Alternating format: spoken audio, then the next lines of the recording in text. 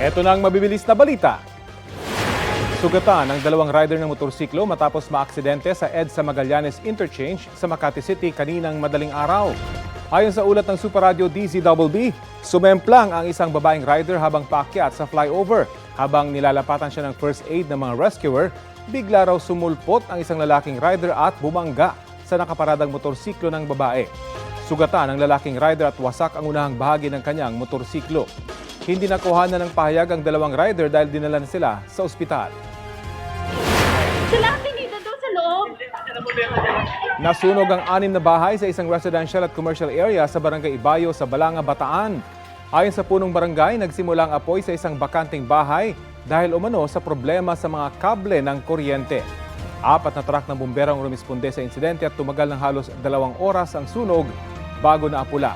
Aabot sa 200,000 piso ang pinsala ng sunog. Isang pamilya naman ang inilikas dahil sa insidente.